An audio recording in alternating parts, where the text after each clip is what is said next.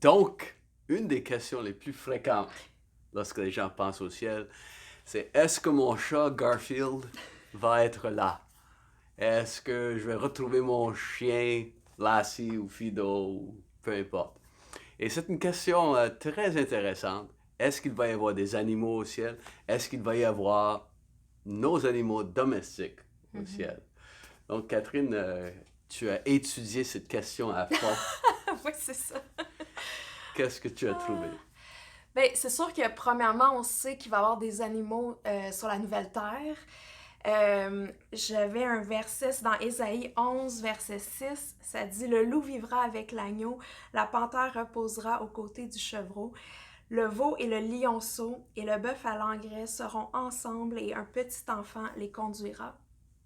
Fait que c'est un peu aussi l'idée que les animaux seront plus violents ou dangereux ou que tous les animaux vont vivre en harmonie avec nous et tout ça. Euh, Puis, plus précisément par rapport à nos animaux de compagnie, euh, j'avais trouvé cette citation de Billy Graham que je trouve intéressante. Il a dit Dieu pourvoira à tout ce dont nous avons besoin pour être heureux au ciel. Et si les animaux sont nécessaires à notre bonheur là-haut, vous pouvez être sûr que Dieu fera en sorte qu'ils soient avec nous.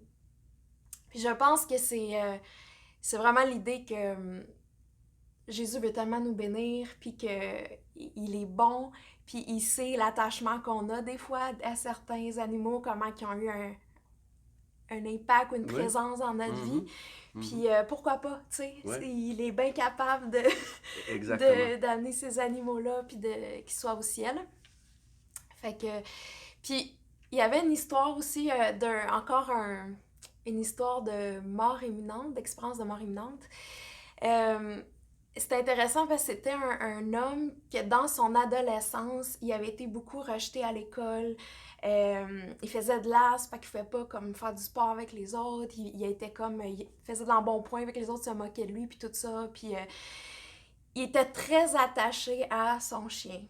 Puis il raconte là, plusieurs anecdotes de choses qu'il a vécues avec son chien. Comment c'était son meilleur ami vraiment, tu sais. Puis ça l'a aidé à passer des saisons vraiment difficiles de sa vie. Puis, ben là, finalement, le chien, il est mort à un moment donné, là, à la fin de son adolescence. Puis, quand il a eu son expérience de mort imminente, il l'a vu au ciel. Puis, il dit, le chien, il l'a reconnu, il est venu, il dit qu'il lichait sa face tout le temps. Fait qu'il a fait la même chose comme quand il était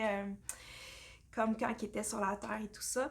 Puis, Jésus lui a dit, tu sais, ton chien va être là quand tu vas venir ici, puis Mm. que, tu sais, pour de bon, là. Puis c'était vraiment l'idée là, que Jésus voulait le bénir, puis Mhm. lui faire plaisir Ouais, avec tout ça. ouais, Fait que, ouais. Après la réunion dimanche, oui. le message, il y a quelqu'un qui m'a posé la question, est-ce que mon chien va être au ciel avec Mhm. moi? Et j'ai dit à la personne, pourquoi pas? Mhm. Et voilà, une autre personne à côté a dit, oui, mais les animaux n'ont pas une âme. Mm. Ouais, c'est ça. Et donc, c'est souvent une idée qui vient. Et quand j'entends la question ou le commentaire, mais les animaux n'ont pas une âme, euh, la question que j'aimerais poser, c'est qui a dit que les animaux n'avaient pas une âme? Mhm. Si on voit deux chatons de la même portée, ils vivent dans la même maison avec la même mère, viennent du même père, mais ont des personnalités très, très Mhm. différentes. Ouais. Et nous voyons chez des animaux vraiment des traits de Ouais. personnalité. Et ils ont quand même un souffle de vie en Mhm. eux, donné par Dieu. Ouais. C'est pas le même souffle de vie, Mhm. et c'est pas une âme humaine. Je ne dis pas que c'est la même chose, Ouais. parce que justement, quand on voit le récit dans Genèse 2, quand Dieu forme Adam, c'est écrit qu'il va souffler dans ses narines un souffle de vie, et c'est vraiment précisément décrit comme ça, pour donner l'idée que c'est un souffle divin Mhm. qui est dans l'être humain, Ouais. qui n'est pas chez les animaux. Mais les animaux sont quand même l'idée de Dieu, toute la variété, tout ce que Dieu a créé justement pour être une bénédiction pour nous. C'est ça. Les animaux étaient avec Adam et Ève. Mhm. Ouais. Les animaux n'étaient pas violents, mais les animaux étaient là. Et le verset que tu as lu, il y a des gens qui vont dire, « Ah, mais ça, c'est pour le millénium. » Ah, OK.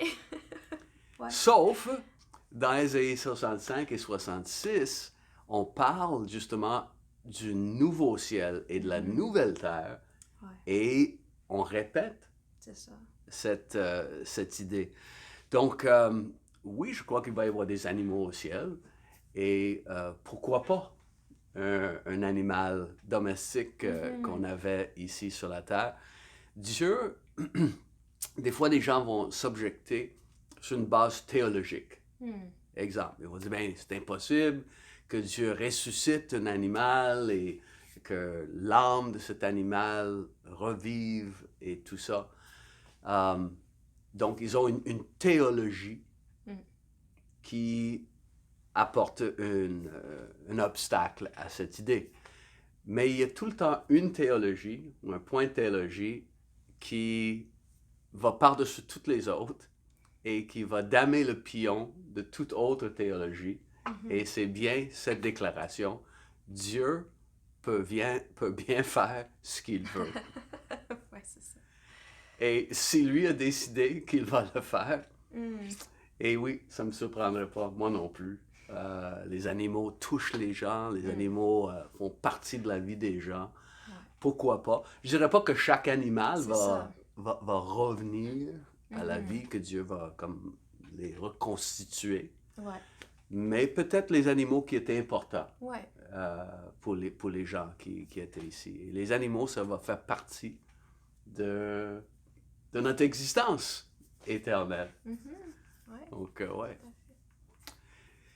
Donc voilà, je ne sais pas si le petit poisson rouge va être dans son bocal, mais les animaux vont être là et on va être super content de les voir. Ça va faire partie d'un message qui s'en vient aussi sur ce qu'on va trouver dans le nouveau ciel et la nouvelle terre.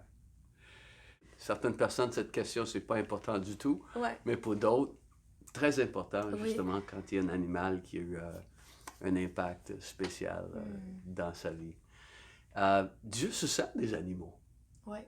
pour toucher des personnes. Je connais quelqu'un qui traversait un moment très difficile dans sa vie, et quand cette personne a eu son animal, son chien, ça a tellement apporté quelque chose d'important et de bien dans sa vie qu'elle témoigne, elle sait que Dieu a amené cet animal dans sa vie pour l'aider à traverser un moment difficile. Et donc, oui, c'est la bénédiction des animaux était dès le début dans l'existence humaine et le sera jusque dans l'éternité. Donc, on se revoit dimanche. Passez une belle semaine.